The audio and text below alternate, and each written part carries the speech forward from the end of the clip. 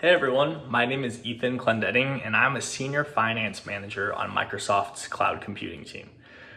So my job really falls into kind of two categories. One of them is looking at the performance of Microsoft's cloud business, the revenue, the number of customers, all those sorts of metrics that eventually get reported out to Wall Street to help drive our company's stock price. I kind of help craft that story. And the other part of my job is really focused more on strategic investments. So what's thinking through what sorts of programs we might want to launch, what sort of incentives we want to offer our sales teams to drive the behavior that we want to see in the cloud. All those kinds of ROI, resource allocation discussions are things that I play a role in as well. So I wound up in this job for a whole number of reasons. But one of the main reasons I decided to pursue a career at Microsoft was my passion for foreign language and for building bridges internationally and across cultures. That's actually a journey that I started way back in high school. I participated in IU HPFL's summer study abroad program in Oviedo, Spain, after my junior year, which was a fantastic experience. Learned a ton, made a ton of friends, and it really sparked my passion for Spanish, specifically at that time, but more generally, just for building relationships internationally and seeing what the world is besides just beyond my little slice that I see on a day-to-day basis. That was so exciting for me and opened up all these new perspectives. And so I knew that I wanted to kind of continue on with that passion through college and then hopefully in my future career.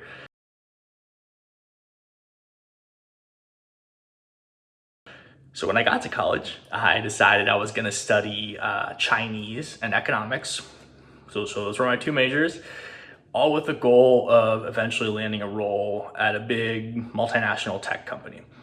So I studied abroad in Beijing in college. I did some internships, and through a lot of twists and turns, I eventually landed here at Microsoft, where I've been now for about 5 years.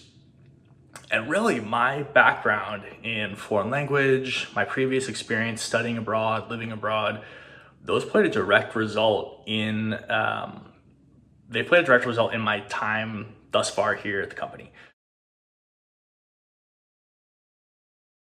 So my very first job here at Microsoft was on our supply chain team, where I was working with our Xbox and Surface factories. And as you might imagine, a lot of our products are made in China. And so because I was a Chinese major in school, I was spending a lot of time talking with our teams in China. I got to go visit our factories in China and help interpret for some of the executives that traveled there with me from Seattle, which is a very cool experience. And then more recently, I actually returned from an expat assignment in Spain. So I was based at Microsoft Madrid. I was working with our Central and Eastern European sales teams at that time. But I was living and working in Madrid, getting to go to the Spanish office every day, speaking Spanish at work every day.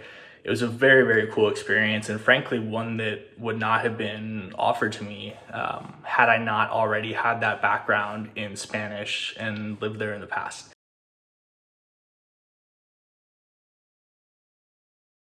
In fact, a lot of the hiring decisions that Microsoft makes in general are impacted by someone's prior experience living, traveling, working internationally, or even just on a more basic level, having studied a foreign language. A good data point is that there were 40 business analysts that came in with me to Microsoft in the year I started, and 35 spoke at least 2 languages. So 35 out of 40, Microsoft hired bilingual business analysts. And the reason for that is that the company knows they have offices all over the world. We're working with teams, international teams all the time. And so having that background and being able to, communicate effectively and build those bridges is absolutely critical in this day and age. And so it's not just personally rewarding when you get to travel and study and learn different languages. It can also really impact your future career opportunities and open a lot of doors for you as well.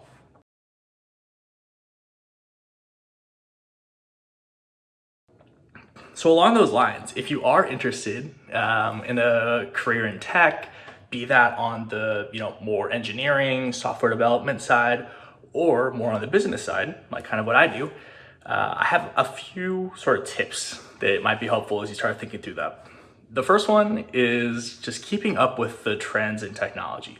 So keep tabs on, what Apple's doing, what I guess it was Facebook, now it's Meta is doing, what TikTok is doing. Try to predict where technology is going to wind up in a few years, and that'll help you start to plan out your path so that you sort of intersect it at the right time. So when you're ready to jump into the tech world, you have the skills that the tech world is looking for at that point. My second tip would be to just start talking to people who do jobs that you're interested in. So if you think that you know someone who's a software developer, and you think that's a really cool job to pursue, don't hesitate to reach out to them, see what they have to say. If your parents know people, that's a really good resource. It's a great way to get sort of an honest opinion of whether you might like a role or might not. And then finally, what just kind of ties back to everything we've been talking about thus far, don't,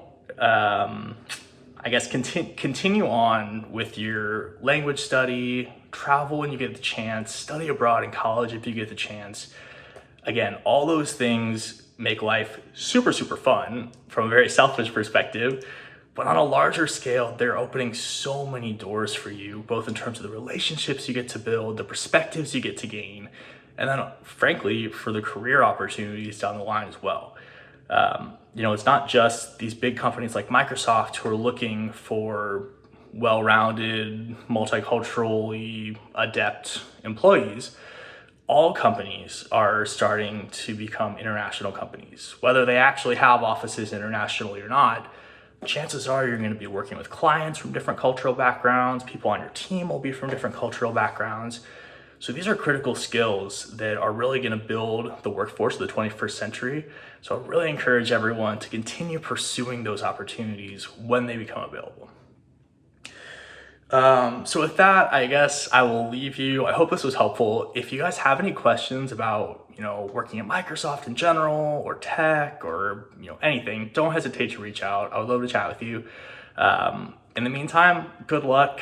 Keep up your international studies, and I'll see you out here.